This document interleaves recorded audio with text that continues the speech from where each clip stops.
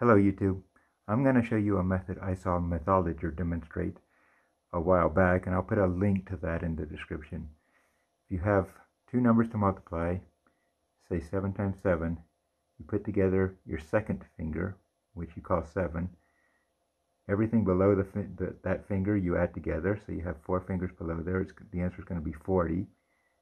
And then you multiply the fingers above, which is 3 times 3 equals 9, so the answer is 49. Now, Methodologer told you that this is a great thing to teach your kids and it really helps in school, and that looks like it's true. And the method I'm going to show you is absolutely terrible to teach to your kids and does not help in school, because I tried it with my kids and it did not work at all.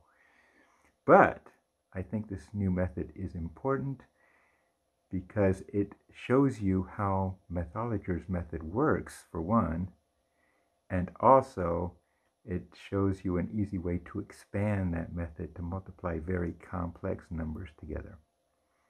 So let me start off with a story. When I was in elementary school, I was determined not to have to learn my multiplication tables. Call it stubborn, but that's the way I was. And so when I came up with a problem like 7 times 8, I had to determine a method to calculate that without memorizing it. And what I came up with was that 7 times 8 is the same thing as multiplying 8 times 5, which was easy for me to do because the 5 tables are very simple. I just counted up by 5, 5, 10, 15, 20, 25, 30, 35, 40. And then I knew I had to add on 2 more 8s because 7 is 2 more than 5. So I would take that 40 and I would add on another 8 to get 48. And then I would add on that second 8, 48, 49, 50, 51, 52, 53, 54, 55, 56. And I would know that 7 times 8 is 56. And I would write it down. And because of that, I was able to get through all my schooling, never knowing any of my timetables. But let me show you some problems with that. Number one, it takes a really long time to count out by 5s. Maybe there's an easier way to multiply by 5 than counting up in the table by 5s every time. And there is, and I'll show you that right now. Multiplying by 5 is the same thing as multiplying by 10 and taking half of that. So if you have, say, 7 times 5, you multiply it by 10 to 7, and you get 70, and half of 70 is 35. And 7 times 5 is 35. If you have 6 times 5, well, 60 is times 10, and then half of 60 is 30. So 6 times 5 is 30. Now, the other problem with this method that I was showing you is that I counted up an extra 2 7s. But you see, all these 5s could have been factored out. So when I was counting up 5, 10, 15, 20, 25, 30, 35, 40, if I had just added 2 more 5s in there, 45, 50, then I would have just had to add in 2 more 3s to get 56.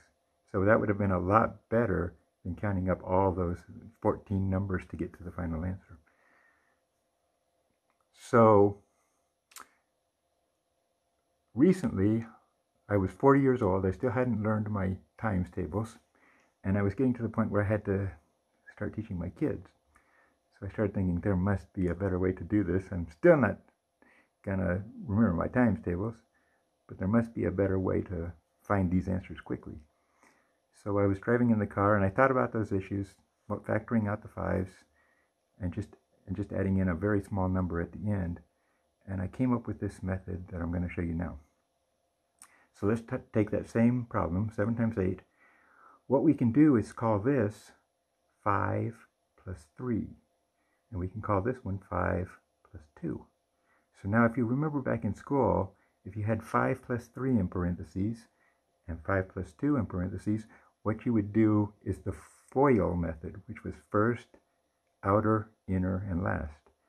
So when you have your 2 fingers like this, your 2 hands like this, the first terms are going to be the 5 times 5.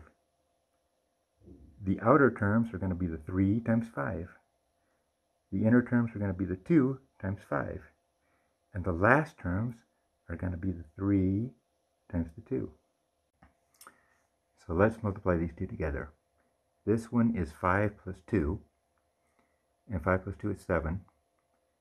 7 just looks like a 7, so I don't really even have to add those. I'm just going to start off with 7 and add in the 3. It's 7, 8, 9, 10. We multiply that 10 by the 5 because our value down here is 5, and that's what we factored out. So 5 times 10 is 50. Then we've got 2 times 3 left, so the answer is 56. 7 times 6 is 56. Try another one. 6 times 6. 6, 7. 7 times 5, remember, 7 times 10 is 70. Half of that is 35. 36. How about 6 times 4? 4 is 1 down from 5.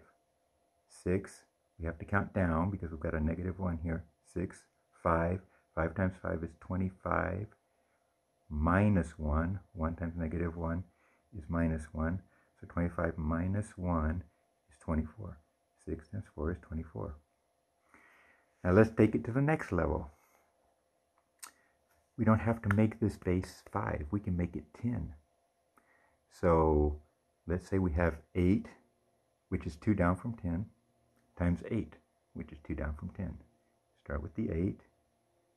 7, 6, 64.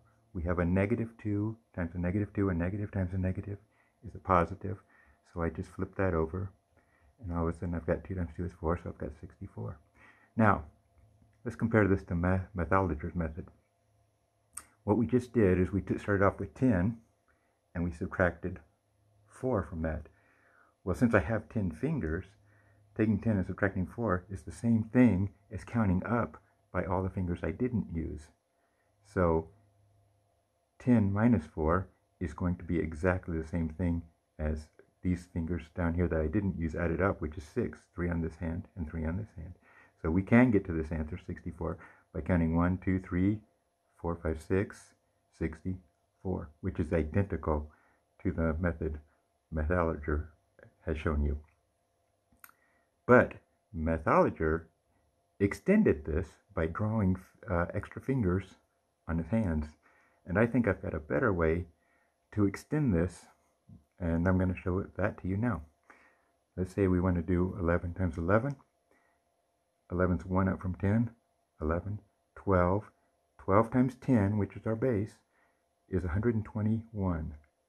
12 squared, 12. 14, 144. 12 squared is 144.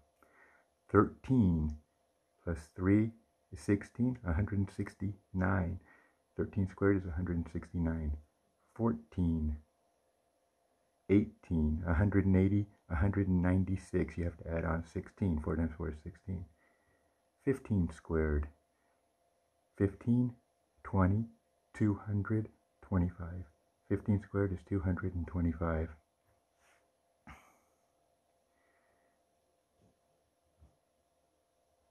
Now let's expand this one more time. Instead of calling this 10, why don't we call it 20? Now to multiply by 20, you multiply by 10, and you double it. Kind of the opposite of what we were doing with 5s, halving it. Now we're going to double it. So what, 22 squared? 22, 23, 24. 24 times 20 is 240, 484. 22 squared is 484. Now, what about using a different base? Can we do that? Can we multiply, say, 22 times 11? Well, it's easy if this base goes into this base evenly. Since this is 10 and this is 20, we've got a factor of 2 there. Remember that 2, because we're going to need it. We've got 22. Since the factor was 2, we're going to add this number in 2 times. So we're starting with the bigger one, 22, and we're adding in the other one by that factor, 22, 23, 24. Now, since we started with the bigger one, we're going to multiply by the littler one, which is 10. So we've got 22, 23, 24 times 10, 242. Because 1 times 2 is 2. 222 times 11 is 242. Now, okay, let's take it to the last level. And this might not be worth it. We're multiplying one number with one base times another number with a different base. So let's try 42 times 31. Now here we have a base of 30, and here we have a base of 40. 40 over 30 is 4/3. So we have to multiply this number by 4/3. Well, 4/3 is 1 and 1/3. So we're just going to throw away that 1/3 and multiply by 1. And remember at the end that our final answer is going to be off by that 1/3 times 30. Fortunately, we're only dealing with integers here, so everything kind of rounds out to integers. So 1/3 times 30 is 10. And so our final answer is just going to be off by 10. So remember, we've got 42. We're adding in that factor of 1 times 1. So we've got 42, 43 times 30. 43 times 30. And that comes out to, first times 10, 430 times 3 is 1290. 12902. 12902. 1292. Now remember, we were off by 10, so it's actually 1302. So that's your final answer. One last thing. I've been doing a lot of squares in this video because it just works very nicely for squares. Squares are very close to each other, and so when you've got high numbers that are very close to each other, this works the best. So I'm going to leave you with one more kind of showing off thing.